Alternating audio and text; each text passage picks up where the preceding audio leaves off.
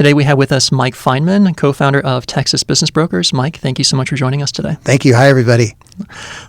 Very interested to learn about the companies that you've seen in your experience and some of the lessons that you've learned. So why don't you kick us off and tell us, how you founded Texas Business Brokers, and we'll dive into some of the lessons that you've learned. Sounds great. Well, I have many, many years in the retail world, 20 years at PepsiCo, specifically Taco Bell, and then I ended up working for Yum Brands, so I was helping with KFC, Pizza Hut, Taco Bell, and then also internationally with 16 countries internationally, so I did that for a little while. That was a tough job because it was a centralization play, trying to centralize the company, and that's always hard. But I was always a restaurant guy, and I really didn't have any other industries, from an experience standpoint. So I decided to get into the fitness world because I was really into that. I was working out all the time, playing a lot of basketball, cycling, doing all the things that you probably do here in Austin that they don't do a lot in Louisville, Kentucky. So I ended up moving to Dallas and went to go work for a couple fitness companies, specifically 24 Hour Fitness, which I'm sure a lot of people have heard of, and $1.5 billion company, and then left them. Once the industry, and we'll talk a lot about industries and kind of where industries go, that industry kind of became a commodity. Whereas when I started, it was a lot more of a product, and you could really differentiate yourself. So I ended up getting into the jewelry industry, the premium retail industry, which I'd never done before. Did that for 3 years, and then ultimately decided that I wanted to go off on my own and purchased some restaurants. So I purchased 3 Fazoli's restaurants, 2 in Waco, 1 in College Station, and the broker who was selling the restaurants, representing the seller, said we became friends. He was working at Pizza Hut many years ago when I was at Taco Bell, and we really hit it off. And he called me his fraternity brother, and I say that sadly because he's no longer with us. And so it's a bit of a sad story of how I got in this business. But when he was still around, we were playing racquetball, we were playing tennis, and one day he said, "Let's meet for." And this is during my due diligence. He's representing the seller, but we really got to know each other and really hit it off. One day he called me up and he goes, "Hey Mike, let's go grab a cup of coffee. It has nothing to do with Fazoli's." And I said, "Okay." So we sat down and he said, "I've got a question for you. What are you going to do the other 4.5 days a week? You're owning 3 restaurants right now. Restaurants are tough, so it's a little bit more than a half a day a week. But I've ran 350 restaurants, 400 restaurants. So, his question was good. I didn't have an answer for that. Really, at the end of the day, I'm not going to go run the restaurants. They're in Waco and College Station. I live in Austin. And thank God for a lot of reasons, because I probably would be in there every day. And so he said, "Let me teach you to be a business broker." He goes, "You've got all the business knowledge to do it. You've done everything in your career that's, basically you've set yourself up for this occupation. And the only thing you need to learn is how to market it." And long story short, about 2 months into him starting to teach me, and I had 14 listings in like 2 months. It was crazy. It was unheard of. And I asked my dad. I told my dad. I said, "I've got 14 listings. This is great." Called the company Retail Growth Associates back then. I said, "Isn't that great?" And he goes, "So what are you going to do now?" I said, "I'm going to get more listings." He goes, "No, because you're going to sell those listings. Don't become a listing broker." So it was good education. But anyway, about 2 months into that experience, he called me up and he said, "I need you to come and get all my files." And I said, "What's up?" And went over to his house, and he had mesothelioma. He was in the Navy. He was 60, late 60s, and he was in the Navy and used to decommission ships and got all that asbestos in his lungs. And so he ended up, it was really quick. I mean, that was literally July, August that we worked together, and by January I was there the night before. Wow. And that night. So really, really sad, but he's kind of an angel up there that set me up. And so originally I got into the business as Retail Growth Associates, and I still am about growth. So and there's a lot of things that we'll talk about in terms of the way we do business that's critically important for that. We don't do bad deals. We call it a win-win. I call it a win-win-win. Seller wins, buyer wins, we're the third win. If the first 2 wins don't happen, I don't want the deal. I won't, it's just not, from an altruistic standpoint, from a karma, I'm kind of believe in the next level after karma, which is altruism. So I won't do a bad deal. It's just not the right thing to do. But anyway, so started as Retail Growth Associates. And then the first business I sold was Alex Cabaz's business, which was you've met Alex, which was a irrigation company, and pretty amazing his story. Maybe someday he'll come on, and although he gets a little nervous, and but he's a great guy and really a great sales guy and a great technology kind of a guy. And so I sold his business, and we got involved in what you know about Rainbox, which is pretty brilliant. And one day I said, so what are you going to do the other 4.5 days a week? And long story short, we, kind of came together. Originally, I was just going to teach him and take, a chunk or royalty or whatever you wanted to call it. And then we realized we kind of complete each other. I'm the old guy. He's the young guy. I'm okay with technology. I have an iPad in front of me and I can write on it. Well, that's pretty good, right? But he understands AdWords and all that kind of stuff. So through that process birthed Central Texas Business Brokers. I was retail growth. He was Central Texas. And then I realized that I wanted to be Central Texas because the website was better and the Google AdWords, the marketing was better, et cetera. And then we had a chance to buy the name Texas Business Brokers. We did that. Then we grew to Kentucky Business Brokers. We've got that brand as well, and I've got a broker out there. And now we're pretty much all over Texas and loving it. Yeah, that's awesome. You mentioned that you don't do bad deals. Explain to me, what is a bad deal? If the win-win-win isn't there, I think the most basic way, and I always like to go kind of macro and then we can go micro. I think if the seller's not going to win, if the seller's not going to walk away with a smile, accomplish their objectives, his or her objectives, that's a bad deal.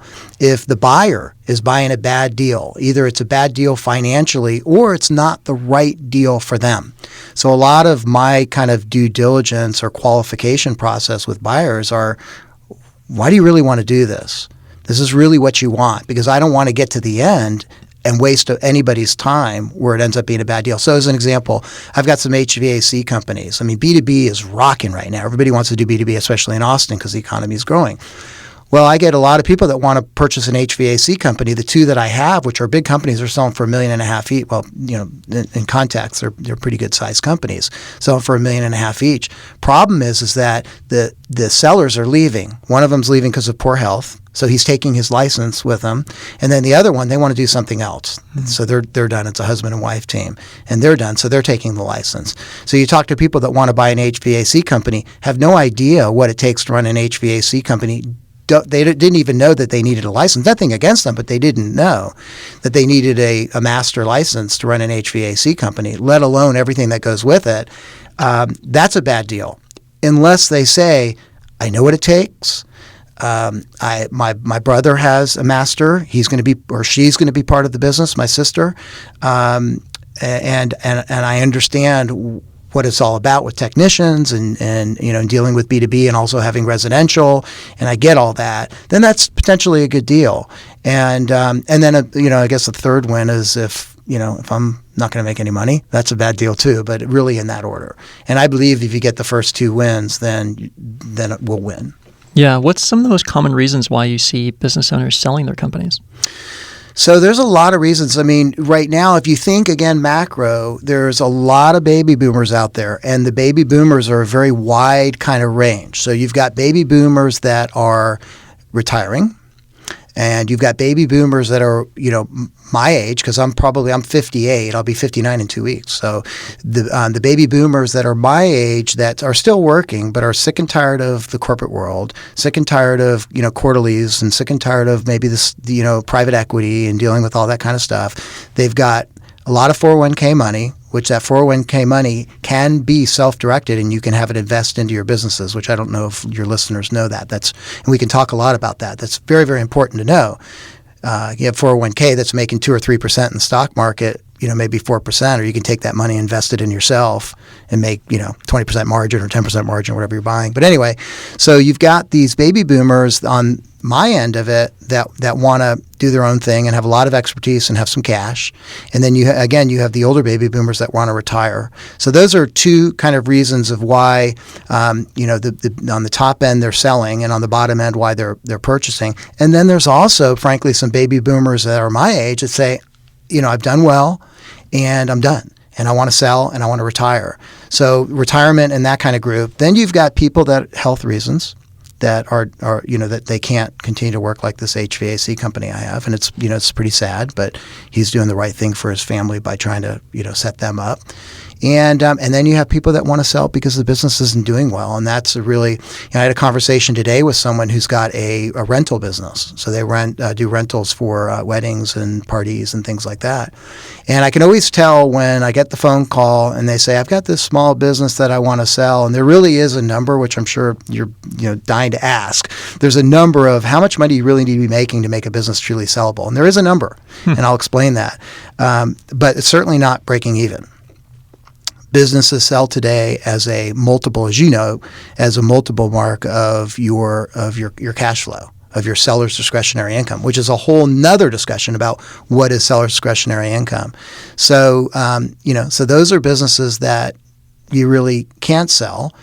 And then what we do is, and we have a couple of examples of this, is we say either you need to do what you need to do and get it sellable, and now you know where it needs to be, which I know you're still dying to hear, but I'm not going to tell you yet. I'm going to hold out on that. Or the second thing is if you don't know how to get it where it needs to be, then let's sit down and put together a strategic plan. And we've done that with one company. It went from making $50,000 a year, which is a great story, a husband and wife that had, and also actually was in the wedding world. They were making $50,000 a year. They wanted to sell their company. And I said, what are you going to do? You're 27 years old making $50,000 a year. You're going to sell your company and go work for someone else? And his name was Ryan. He became a good friend of mine. And I kind of just looked at him and said, you are not the kind of guy that's going to work for somebody else. Sorry, but that's just not your. And he goes, yeah, you're right. I said, why don't you guys fix it? And they said, we don't know what to do. So we put together a vision and strategies and tactics, and I sold it 3 years later, 2.5 years later for $650,000. They were making $200,000. So we've got a couple of examples like that. So when companies aren't ready for sale, we can help too. Got Did it. that answer your question? Yes, that did. But we raise a few more points now. When do you want to address what the number is? Yeah, I knew you were going to ask. I'm going to make you kind of wait a little bit on we that. We can wait. No. You said a couple of questions, so let's do the other one, Let's and talk then about we'll go the seller's back to that discretionary income. Okay, good. Let's define that. Good. So that really ties in actually. So seller's discretionary income. I'd say that 65 to 70% of the businesses that are out there actually that call me to sell their business actually have a P&L, and I would say that 80% of them are on what? QuickBooks, right? Mm-hmm. So 80% of those. So maybe 50% of the businesses that are out there are on QuickBooks. So maybe you should sell your QuickBooks stock if you think that number is not going to grow any, or you should get some. But anyway, if you look at your net income on whatever financial statement that you use, and you add back things, they're called add backs. You add back things like depreciation and amortization. And then other discretionary spending expenses, such as, if meals and entertainment, because that's a discretionary thing. You don't have to do that. You don't have to charge that to the business. You add back interest, not the principal payments, but the interest payments. The principal payments don't end up on the P&L anyway. They end up on your balance sheet. And then you add back any of the seller's salary, pay, those types of things that you're adding back. Also, any one-time expenses. So let's say that I had to buy let's say for the wedding, we'll stay on kind of that subject. Let's say for the wedding company that I bought a bunch of staging because I was going to use it to rent it out. So it's a one-time expense. It has a long-term useful life. You consider that a CapEx expense. That would be added back as well if it hit the P&L, because a lot of people do expense those. Whatever's left after you take that income and add all that stuff back is your seller's discretionary income. Then that is what is multiplied by whatever the multiple is for that industry. And so as a broker, we can go in and we can see, for the typical wedding venue company, right, that does wedding rentals, the typical across the country is selling for, say, 2 times earnings or 2.5 times earnings or something like that. And then we could also say, but what about in Texas? So in Texas, it's 2.8 times earnings. But that's what they're selling for, what the prices are that are out there. And then the next question is, what have they actually sold for? And so typically you would think that the selling price would be higher than the sold price, right? Because everybody wants a deal. But sometimes you have an inverted situation, because remember, you're not looking at the exact same businesses. So sometimes you have kind of this inverted situation. And that's dependent upon a lot of things. That could be dependent upon timing. A lot of the for sales could be now, and a lot of the solds could have been 3 years ago when the market was different, because you can't control what's reported. and the timing of that is reported, or it could be indicative of a hot market. And so there's ways to kind of look at that. And if it's a hot market, the market's transitioning, right? So every single time I sell something, a lot of times when I sell things, I get multiple offers. So the price is getting driven up. And so that's another reason why. I mean, it's people go, oh, that's just like real estate.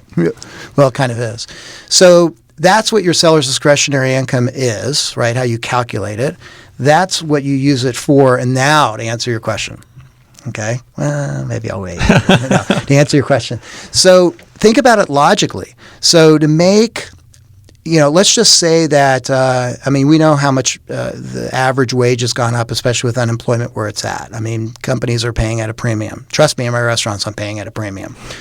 And so we use the number of you've got to be significantly above $100,000 in seller's discretionary income. So why is that? So let's just say that we sell a company that someone's making $100,000 straight, and we sell it for 2 times earnings. That's $200,000. Let's say we do what I call a test of reasonableness. So someone says, I know I'm making $100,000, but I should be able to sell my company for $500,000 because I have, I put that much into it. Well, I'm sorry, but if you sell it for $500,000, someone's going to borrow, say $450,000. They're going to put down. You can put down 10% now with the SBA with some of the rules. Now sometimes banks require more, but they the SBA doesn't require that. So now I'm borrowing $450,000. So my debt payments are going to be at least $4,000. So let's say my debt payments are going to be $40,000 to $50,000 a year. My debt service. So that $100,000 now just shrunk to $50,000. So am I going to spend $500,000 to make $50,000? So it's a test of reasonableness, right? It's really kind of a logical thing. So if, depending upon the multiple, if the multiple is legitimate and realistic, if I sell a company that's making $100,000 for $200,000, and someone comes in and borrows, say, 150, just let's use 150 as a round number. So then their debt service is going to be maybe $20,000 a year because they're going to have some operating capital also. So let's say worst case scenario is 20. They're still making 80. So am I going to spend $200 to make 80? And am I going to have, basically a 2.5 year payback period? So that kind of starts making sense. And so when we meet with buyers, we really kind of explain all that and help them understand that, we'll list it for whatever you want to. And we don't say that as much anymore. I try to get my brokers not to say that because I'm not going to list a company making $100,000 for $500,000. Now, one of the questions I know a lot of the listeners are thinking is, well, what if there's real estate? Well, there's always 2 different transactions, even if there is real estate. There's the real estate, and then there's the business. Okay? We use commercial realtors to handle the real estate to make sure that that's handled properly. That's not our expertise. And that's typically not a broker or business broker's expertise, so be careful. And if they say, oh, no, we've got commercial brokers, I want to meet the commercial broker. I want to know what they know. I want to know who they know and make sure they're the right ones because you don't have to use their commercial broker because you're going to pay him anyway or her. So anyway, so that's kind of so all of these rules of $100,000, there's reasons behind it, and that's why I say it's got to be significantly above. So there's your answer, Mark. Got it. that I appreciate the context. So if a business has $100,000 of seller's discretionary income, that's kind of that's like the litmus test, or that's like that's the watermark that they need to basically be above in order to be sellable. So just say it a little differently. Significantly above 100,000. Significantly above. Okay, so that's kind of what I try to say because there are some businesses at 100. Maybe they want to sell it for 150. Yeah, that could work. Yeah, but it depends on the business. And there's some hot industries that we'll find someone in a second for that, and we still make our minimum fee, so we can live with that. Mm-hmm. But it's a little tough for brokers because if I sell a business that's going to sell for, 100.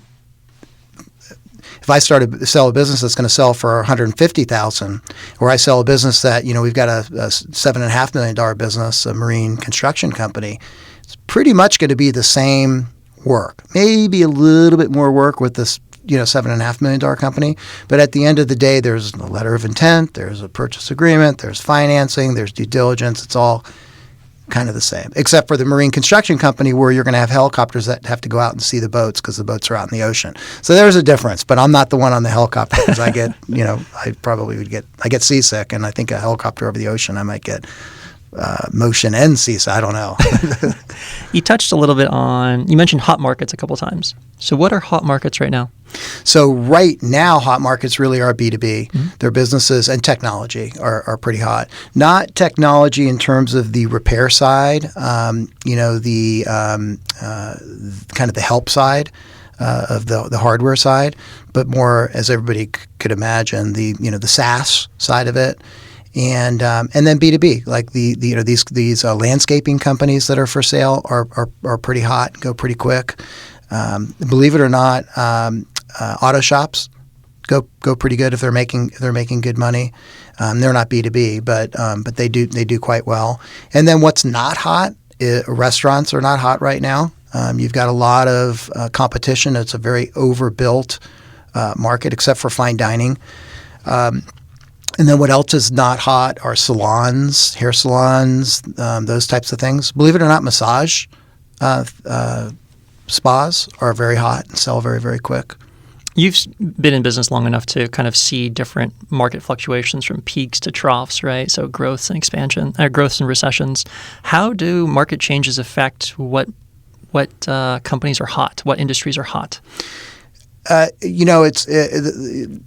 sure if I pause here for a second and ask your listeners that question, like in your mind, in your world of expertise, and what you know, because everybody knows where they're involved, how would you answer that question? What makes markets hot, right? And each person, each one of your listeners, I wish they could call in, right? Because they could all tell you, right, in their world, what's in kind of in their sliver. There's a bunch of sub-slivers, and in their sliver, these are the sub-slivers that are super, super hot, and here's the ones that are not. And the reason, and the reasoning why. But at the end of the day, it has to do with so if you took all of that and stuck it into this machine, right, this computer, and said, okay, so out of all of that, what are the rules that come out of that? The rules that come out of that are the basic rules, economic rules. I mean, the companies that are making a lot of money for a little bit of investment and have a future that they're going to continue to earn at an increasing level. And so you can look at every industry and at all those slivers and then the sub slivers and say that's really where I want to focus. So then what ends up happening is the volume of calls that we get, right, are in both sides of, so if you said there's really the north and the south side of that sliver, they're from both sides but for very different reasons. On the high side of that sliver, it's because, I'm tired, I want to retire, all the stuff that we talked about earlier. On the low side, it's so difficult, I can't take it, it's affecting my health, I need out. And it's kind of the worst time. Yeah. What are the type of buyers are you seeing primarily? Are they primarily financial buyers or strategic buyers? I would say that in our experience, 60% are financial buyers and 40% are more kind of strategic. Yeah. And is the preparation process or the due diligence process of entertaining offers from either of those, are they different from each other, or are they pretty much the same? Well, first of all, a little kind of commercial break here. For example, I had a strategic buyer call me on, is it Saturday? Believe it or not, Saturday. And they are in the athletic running retail side, and they want to buy bricks and mortar retail stores, and they'll pay 5 times for them. And I'm like, yeah, that's where I was at. It's Saturday morning. I got my coffee in front of me. I get this phone call, so I had to answer it, and it's this guy who's in charge of acquisitions for them. And I said, wait, did I hear you right? You want to buy bricks and mortar running stores? And they said, yep, yep. And of course, it's the working with strategic buyers is very different. It's a much deeper due diligence process. I would say it's a more structured due diligence process. I mean, which every buyer should do this. If you Google, due diligence list, you're going to get umpteen different lists, which are basically all the same. And the only difference when we get that, a lot of times we don't get that. We just get, kind of a haphazard due diligence process. With strategic buyers, you get a very organized, and it's one of those lists. It's just theirs. It's probably their lists are out there that everybody's getting when they Google them. So it's a different process. It's definitely a more pragmatic.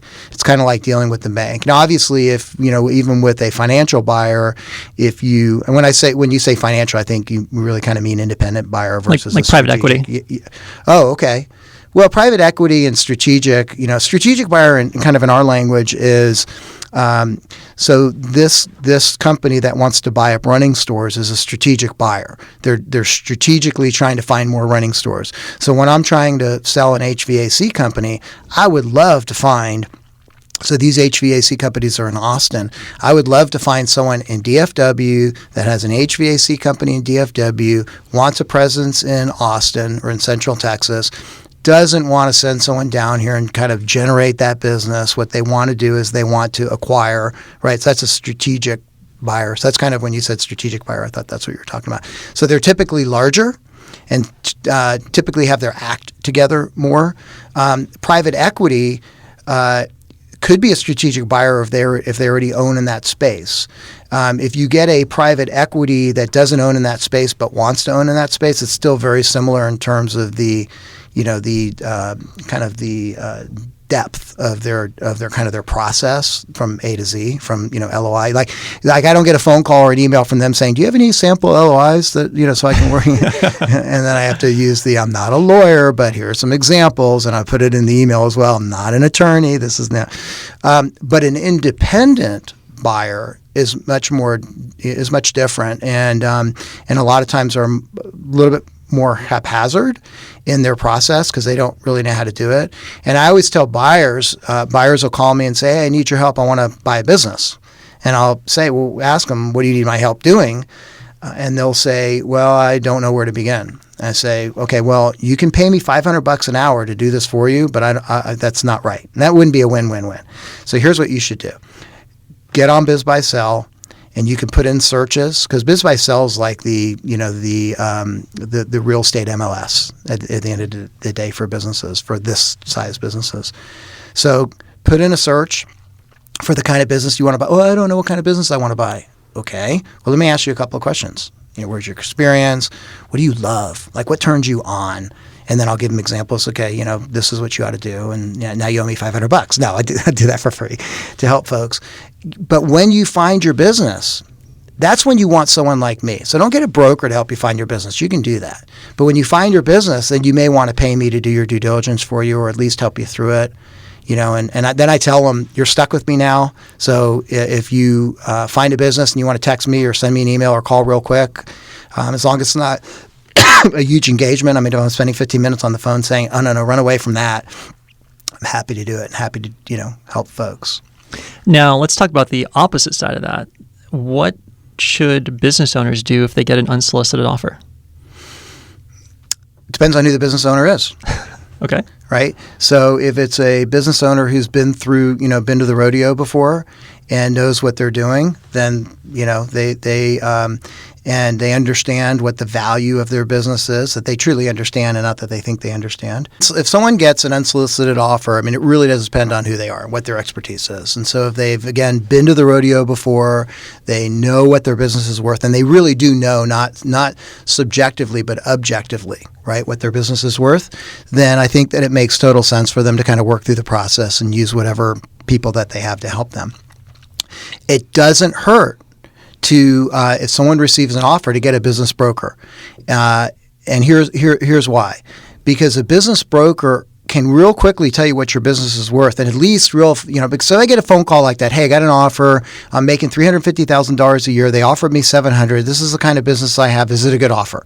Well, it takes me 10 minutes for me to say, well, by the way, let me just tell you what's going on out there. I can type it up. And here's what we're saying. This is not a detailed valuation like I would normally do if you engaged me, but it's enough of a valuation to know that don't sell it for $700,000. That's a joke. You should be selling it for 3 times earnings. especially based on some of the other questions that I would have asked them in terms of what's happening from a growth perspective, et cetera. So it doesn't hurt. What I'd say is call a business broker, call me, because I'm not going to charge you for something that quick. And then if it doesn't make sense, then I'll tell you, and then you can engage me. And if you already have a buyer, if you get an offer like that and you engage a broker to help you through that, but you already have the offer, don't pay the full 10%. Because you found your buyer, and I typically in a situation like that would say 5 to 7%. So I'm not going to charge you 10% when you've got the buyer, but I am, and typically what I found when that happens, those deals are very rare that they go through. It's very rare, because a lot of times it's, well, I know this person, or they're in the industry and they called me and you shouldn't have told them. Did you get them to sign an NDA? No. Well, what I would do is I would stop having conversation and let me get them to sign an NDA. That kind of, if you're going to sell, well, I'm not even sure I want to sell. All right, let's sit down and talk.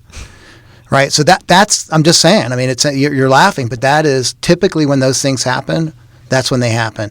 All the time I have people call me and say, I put my business on Biz by Sell, I try to sell it myself, and I got nothing. It's like me trying to do AdWords. Alex can do AdWords. Alex does AdWords, we get something. I do AdWords, the same words, and we get nothing.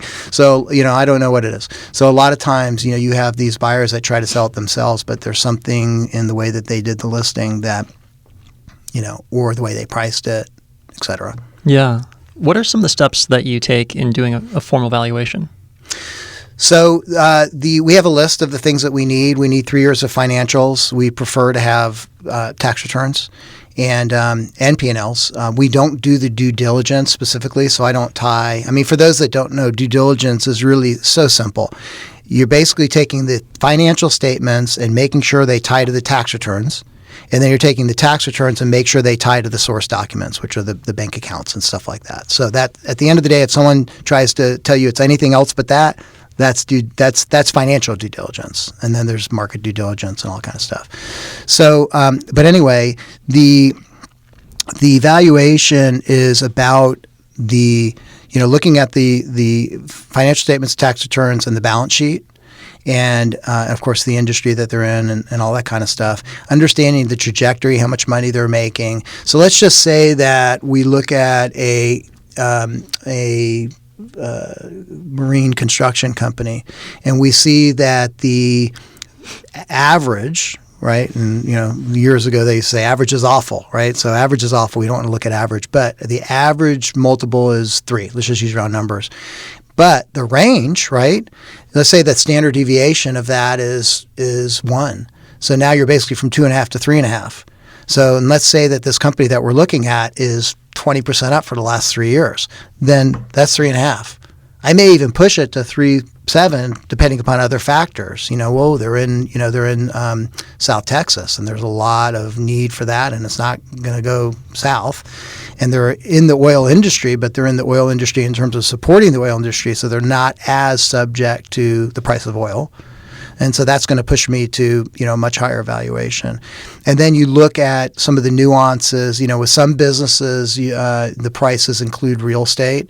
So if you use another broker and you don't use me, which would totally be a mistake, but if you use another broker, I'm joking, nothing bad about other brokers, but you should use me. If you use another broker and they give you a valuation, and your industry, sometimes they own the real estate and sometimes they don't. Well, if you don't own the real estate, then you should not be looking at valuations with owned real estate in it. So these are the types of things that when you get a valuation, that are the important nuances. Then what we'll do is we'll give basically options, marketing options. If you price it at 3.7 and the high end's 3.5 and you're not in a hurry, it's going to take longer. And that's probably going to take, in that type of scenario, it's probably going to take 9 to 12 months. We'll tell folks. I mean, this is not science. And brokers don't get days on market like they do on the real estate side, so it's kind of hard to know. If you price it at 3.2, then it's probably going to be anywhere from 4 to 9 months, kind of in that range. If you price it at 2.5, it's probably going to sell within 3 months because it's a hot market and, blah, blah, blah. So we'll give those different options and we'll say what we recommend. And that's, at the end of the day, what a valuation looks like. The typical valuation that you're going to get at this stage is going to be what's more of a comparative analysis, and not a true, spend $500 and have someone go through all your books and put together a bona fide, defensible valuation. That's not what you're going to get. It's not what you need. Besides valuation, what are some other things that you do to help prepare sellers for an acquisition? It's a great question. So it really depends on the condition of their business. So to prepare to be acquired, there's kind of phases of it. One of these HVAC companies has a great deal of add backs. So literally, if you think about it visually, it was all of the files for the last 3 years are up on top of the office. So if you think about their space, they've got the shop, right? And then part of the shop, maybe a third of it is an office, but the office has a roof on it that's inside the shop. And on top of that roof is where all their boxes of all their receipts and things are. And literally part of the preparation was to go through and create a spreadsheet by year that says, and if you go through this trouble, do it based on the tax return, not based on the financial statements, because it all comes down to what you reported to the government. So it's literally a spreadsheet that says the tax return says the net earnings were A. And so then therefore, here's all the add backs. Here's depreciation. Here's amortization. Here's when they went out to eat and they, because you go out to eat and you talk business, and now it's a business expense because you're talking business. So here's the meals and entertainment that were appropriate, and here's the interest expenses and all that kind of stuff. So that's the preparing for sale, because anybody who buys it is ultimately going to go through due diligence. You might as well get it done. So that's kind of the first step. There's little things like you kind of clean up the shop a little bit. Now, I haven't really had to tell very many. I had a popcorn shop that I was selling that they really needed to do that. But that's, you expect that when a buyer ultimately comes in, that they want to see things are in their place and organized. So that's part of it. And then those, continue to run the business, because any purchase agreement is going to say that the business continues to run uninterrupted and, and with no encumbrances and additional encumbrances. Don't sign any, long-term employment contracts unless the buyer that's looking at the business is aware and understands this is part of it. Because, then it starts becoming a little bit weird, because I'm getting ready to give Mark here a raise because he's doing such a great job. He's an incredible interviewer, and he's really, really, knocking the doors down. And I'm going to take his pay up from 10 cents an hour to 12 cents an hour, which I'm sure sometimes Mark feels like that. But nonetheless, then I go to before I do that, if I'm in a contract with the buyer, I say, look, here's what I'm thinking about doing. Mark's getting ready to take on a bunch of additional responsibility. That 20% increase that I'm paying him, I just lost a head count. But at the end of the day, I really can do kind of a shared thing here. Mark can take it on, and it'll develop him and help him. So I just want to make sure you're aware of that. I'm going to do it. I'm not asking for your permission because you haven't bought the company yet. But if you say, well, I wouldn't do that, I think it's a big mistake, blah, blah, blah, blah, I'm going to take that over or something like that, then that seller may want to say, let me do a timeout on this. I don't have to do it yet. Sorry, Mark, you're not getting your 12 cents. So that's part of the whole kind of preparation. And then finally, in that stage of post-offer that I tell my sellers, and they don't like it, but it's a reality. And I tell them at the very beginning that I'm going to tell them this. And then when I tell them, they go, oh, I remember you telling me this, is pour it on. You need to pour it on because in your business, because while this buyer is going through their due diligence, I want what I call headlines. I want to go to this buyer and say, hey, by the way, they just, like this HVAC company just got a new $100,000 contract. Just got a new $100,000 contract, which on their margin is another $30,000 a year of profit. They just landed it. We're not raising the price. Headline. So what it does is it keeps my buyer really excited and doesn't want, oh yeah, I'm on this. I'm really excited. That's great. Tell Joe or Bill or Mary or whatever, the seller's name. That's exciting. That's wonderful. So those are headlines. So the sellers need to pour it on, and pretty much from the very beginning when they put it on the market, they need to pour it on.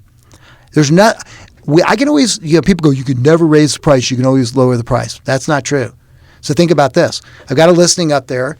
It's typically anonymous, or it's confidential. So it just says computer repair company for sale in Austin, and it's doing this much in revenue, this much in profit, great location, doesn't say where, great staff, doesn't say who, blah, blah, blah, right?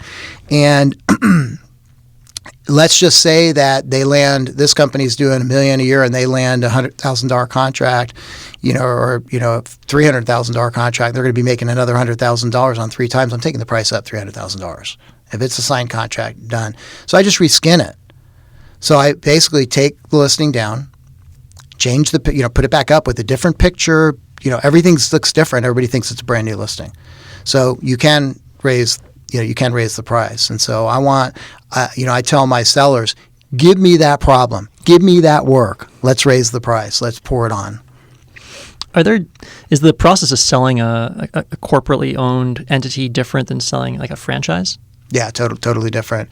And also buying, it's probably more different. Is that good English? It's more better. You're good. More different. It's not more better, but it's more different on the buying side than on the selling side. But on the selling side, typically franchisors, right, of the sellers of franchisee franchisors have the first right of refusal.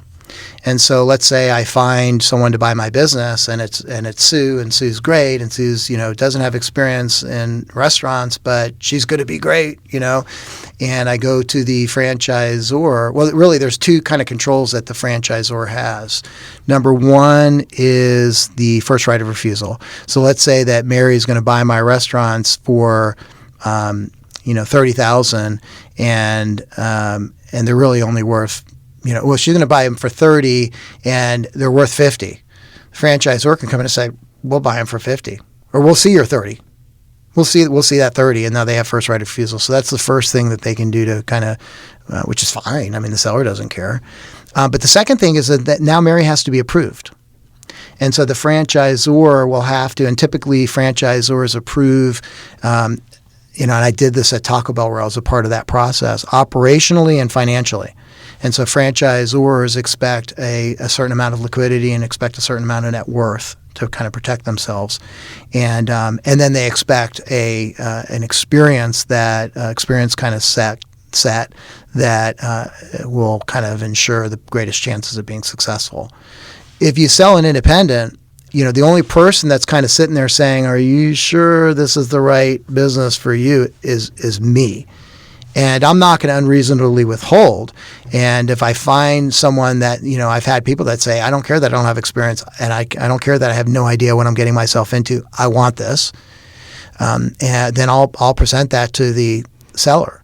Typically the sellers, so think about a good seller, right? So that's maybe a question that what is a good seller? Not only we talked about what's a good business, but what's a good seller. So a good seller, I think, in my opinion, is someone that just doesn't say, I don't care who they are, just sell this damn business. I don't think that's a good seller. And because if that's the attitude that they have, and the person who's buying the business is going to get all their people and all their customers, and if that's the attitude, then that's kind of what they're getting. So I'm really wary of, I want a good seller. Instead of saying what's not a good seller, what is a good seller? A good seller is someone that says, look, that's my second family. I mean, my restaurants, those employees, those people are my second family. I've got my first family, I've got my wife, and I've got my 3 daughters, and I've got 2 grandkids. That's my first family. And then my second family are my people that go out there and bust their butt every single day for us. So a good seller is someone that kind of sees it that way and says, and those are the sellers that I work with. I mean, I can't even remember having a seller that didn't care. That says, I always say that at the buyer-seller meeting, which there's a 4-item agenda for that buyer-seller meeting, but that's copyrighted. But anyway, protected the way we do business. But in that agenda, my expectation is at the very beginning that the seller is kind of looking at me going, like giving me, and you guys can't see the face that I'm making, but scrunch up your face and shake your head yes. And that's the face that, I believe that that I want my seller to give me, that, I want her to say, you found the right person. And she's not going to say it where whoever's buying the business is going to see it, but we'll know. I'll get kind of the high five look. So that's what we're looking for, and that's magic. And you walk out of these meetings sometimes going, wow, was like a revival.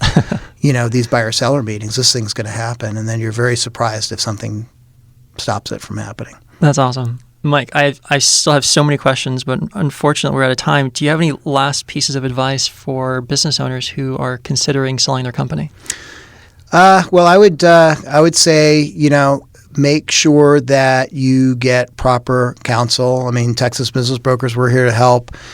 Make sure that, that you don't get so enthralled in selling your business that you're not listening to reality.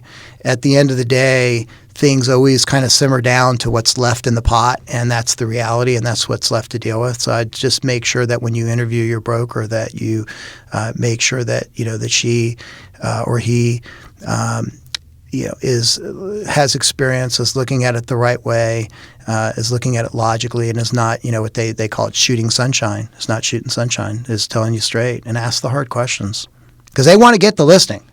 So they're going to, a lot of the brokers out there are not to disparage anybody, but they're going to say whatever they have to do to get the listing. And you just have to make sure that to talk to a couple of them. That's great advice. Mike, thank you so much for your time today. My pleasure.